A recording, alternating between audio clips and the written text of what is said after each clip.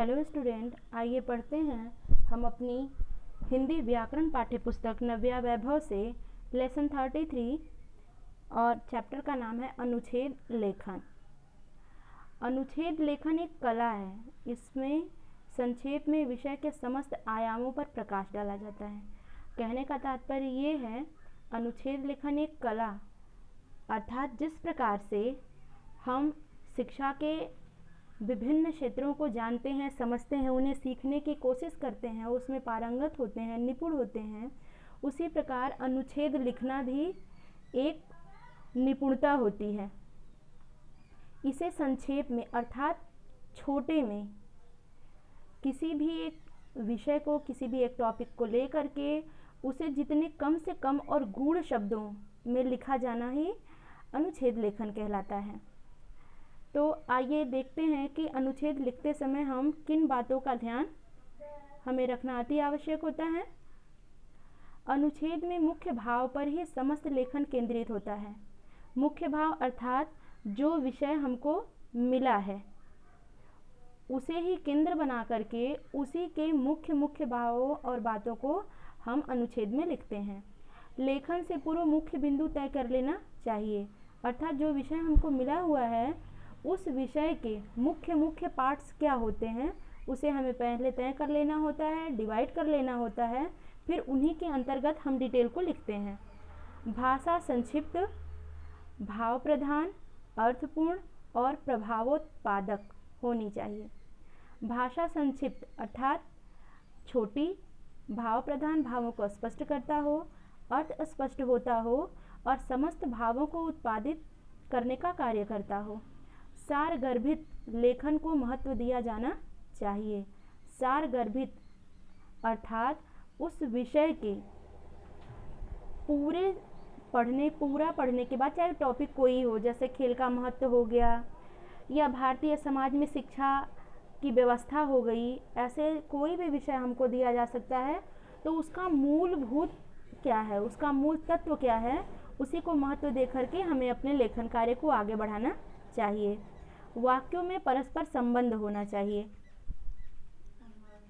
वाक्यों में परस्पर संबंध होना चाहिए अर्थात एक वाक्य दूसरे वाक्य पर निर्भर होना चाहिए। उस विषय से संबंधित शब्दों का चयन कर उसके महत्व को दर्शाने वाला होना चाहिए।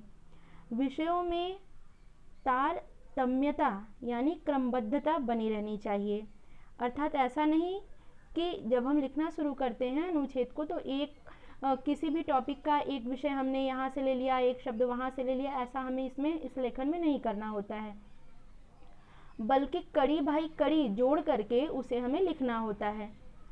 आवश्यकता हो तो मुहावरे या लोकोक्ति का प्रयोग कर विषय वस्तु को आकर्षक और रोचक बनाया जा सकता है।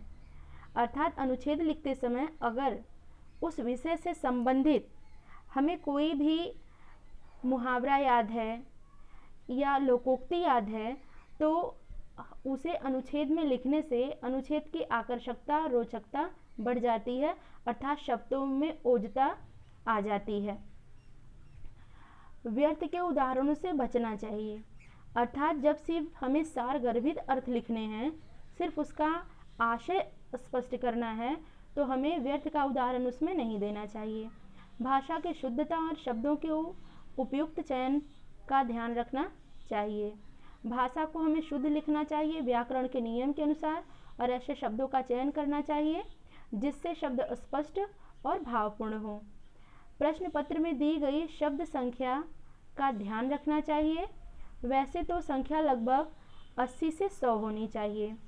अनुच्छेद लेखन में जब कोई भी एक विषय दिया जाता है तो उसमें शब्दों की संख्या पहले से ही तय होती है कि कितने शब्दों में आपको अनुच्छेद लिखना है, उसी के अंतर्गत हम अनुच्छेदों को लिखते हैं। जैसे अब यहाँ से हमारा प्रश्न बनेगा कि अनुच्छेद लेखन में लगभग कितनी संख्याओं के शब्दों को दिया जाता है, तो हम लिखेंगे अनुच्छेद लेखन में लगभग 80 से 100 शब्दों की संख्याओं को दिया जाता है।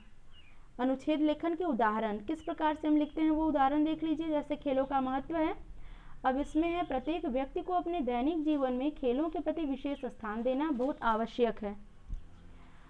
खेलों का नाम लेते ही बच्चों युवाओं में प्रसन्नता, उत्साह एवं स्फूर्ति जागृत हो जाती है। पढ़ाई लिखाई और मानसिक थकान देने वाले कार्यों के बाद खेल ही व्यक्ति को पुनः शक्ति प्रदान करते हैं। शारीरिक व मानसिक दृष्टि से खेलों का विशेष महत्व होता है। खेलों से जहाँ एक ओर शारीरिक विकास होता है, वहाँ दूसरी ओर शरीर पुष्ट होता है। इससे तनाव, ईर्ष्या, क्रोध जैसे विकार दूर होते हैं। वह व्यक्ति मानसिक रूप से भी स्वस्थ बनता है। खेलों से रक्त प्रवाह तीव्र होता है, मांसपेशियां व जोड़े मजबूत बनते हैं, पाचन अंग सुचारू रूप से कार्य करते हैं। खेलों से व्यक्ति में सहयोग व प्रतिस्पर्धा की भावना जागृत होती है। राष्ट्रीय व अंतर्राष्ट्रीय स्तर पर खेलों में भाग लेकर धन व यश दोनों ही कमाए जा सकते हैं। अतः जीवन को भली प्रकार से जीने के लिए खेलों का विशेष महत्व है।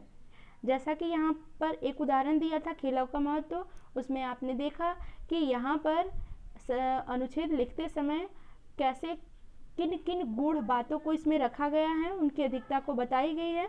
उसी प्रकार है दूसरा टॉपिक हमारा, छात्रों में बढ़ती अनुशासनहीनता।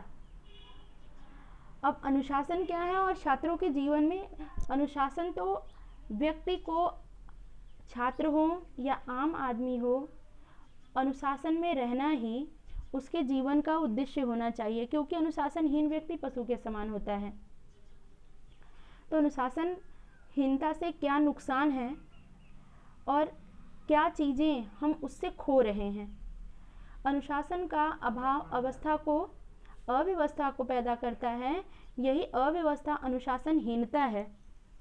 यह असफलता की जननी है।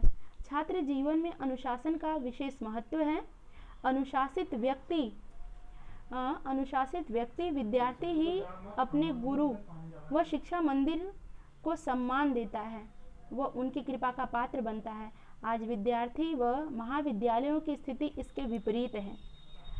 विद्यार्थी फैशन व आधुनिकता के गुलाम हैं। दिखावे, प्रवृत्ति व अहंकार के कारण वे अनुशासनहीन हो रहे हैं। तोड़फोड़, अध्यापकों के प्रति दुर्व्यवहार, अश्लीलता, वाणी पर संयम का अभाव, मोबाइल फोन का दुरुपयोग, ये सभी विद्यार्थी वर्ग की अनुशासनहीनता के द्योतक हैं। विद्यार्थी माता पिता के नियंत्रण के बाहर हैं। वे आक्रामक व हिंसक प्रवृत्ति के हो जा रहे हैं। ऐसे अनुशासनहीन विद्यार्थियों को उचित दिशा निर्देश की आवश्यकता है।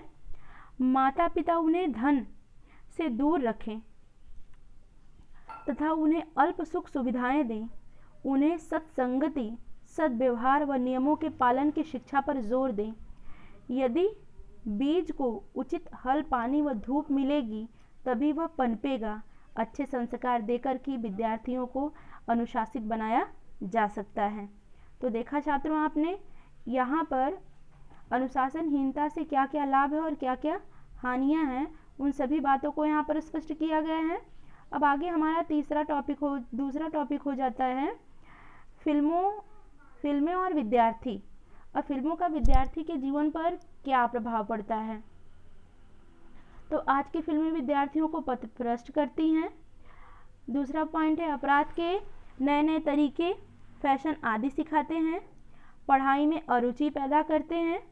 अच्छी उद्देश्यपूर्ण व शिक्षाप्रद फिल्मों की आवश्यकता है, अर्थात अच्छी और ऐसी फिल्में बने जो किसी उद्देश्य को पूर्ण करती हों, जिससे नव युवकों को शिक्षा मिले, विद्यार्थी जीवन में शिक्षा का द्योतक उत्पन्न हो। इसी प्रकार यहाँ पर निम्न संकेत बिंदुओं से 80 और 100 शब्दों के एक अनुच्छेद की रचना करते हुए उसका उचित शीर्षक भी दो। स्टूडेंट, ये आपको कंप्लीट करना है। कंप्लीट करके PDF फॉर्म में बना करके हमें भेजना है। आशा है आपको ये चैप्टर जरूर समझ में आया होगा। धन्यवाद।